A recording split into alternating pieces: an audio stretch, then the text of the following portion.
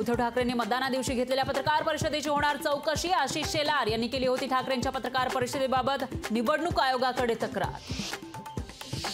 काँग्रेसच्या स्नेहभोजनाला बंडखोर विशाल पाटलांची हजेरी। स्नेहभोजनात विशाल पाटलांसह विश्वजित कदम यांच्या उपस्थितीनं काँग्रेसच्या भूमिकेवर प्रश्नचिन्ह। अहमदनगरच्या प्रवरा नदीमध्ये एसडीआरएफची बोट बुडाली। 5 जणांचा दुर्दैवी मृत्यू। एसडीआरएफच्या 3 जवानांसह 2 स्थानिकांचा मृत्यू। छत्रपती संभाजीनगरमध्ये जेलमधून चालू होता गर्भपाताचा धंदा। मास्टरमाइंड सतीश सोनवणे जेलमधूनच चालवायचा गर्भपाताचा रॅकेट। पुण्यात हिट अँड रन प्रकरणानंतर उत्पादन शुल्क विभागाचा महत्त्वाचा निर्णय। अल्पवयीन मुलांना मद्य दिल्यास 50,000चा दंड, तर पब बारमध्ये येणाऱ्या मुलांचं वय तपासलं जाणार।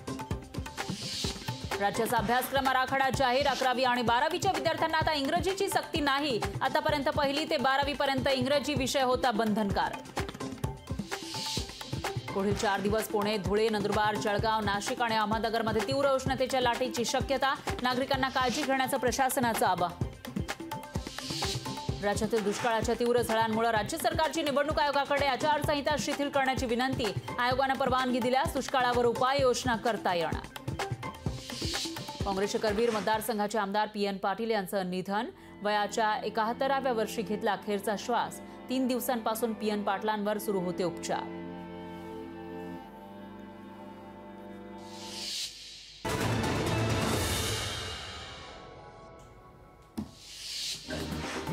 पुण्यातील ड्रंक अँड ड्राईव्ह घटनेच्या पार्श्वभूमीवर नवी मुंबईतील बार, पब आणि वाईन शॉपवर नजर ठेवण्याची काँग्रेसची मागणी। नवी मुंबईच्या पोलीस आयुक्तांना काँग्रेसचं निवेदन।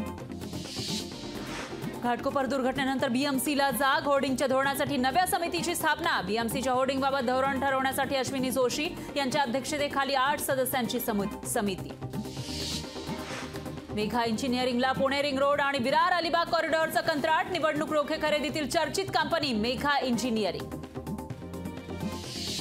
मुंबईमध्ये मालमत्ता कर भरण्यासाठी उरले फक्त 3 दिवस। त्यानंतर मुंबईकरांना प्रति महिना 2% दंड आकारला जाणार। सीईटीचा निकाल जूनच्या पहिल्या आठवड्यात लागणार। निकालाची प्रक्रिया अंतिम टप्प्यात असल्याची सीईटी सेलची माहिती। मुंबईवर पाणी कपातीचं संकट। 7ही धरणांमध्ये फक्त 10% पाणी साठा। प्रशासनाकडून आठवडाभरात फेर आढावा घेतला जाणार। पुण्यात पाण्याचा अपव्यय करणाऱ्यांवर दंडात्मक कारवाई होणार, तर दंडाच्या रकमेतही वाढ करण्याचा पाणी पुरवठा विभागाचा प्रस्ताव।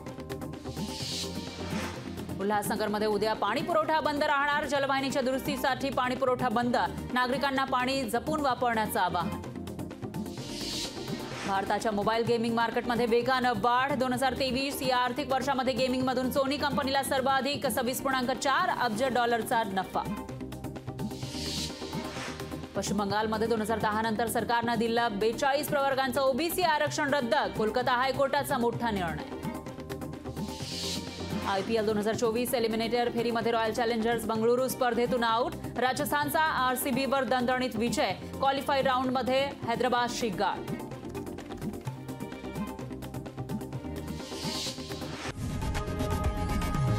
लोकशाही मराठी ऐका, पहा, जागरूक रहा।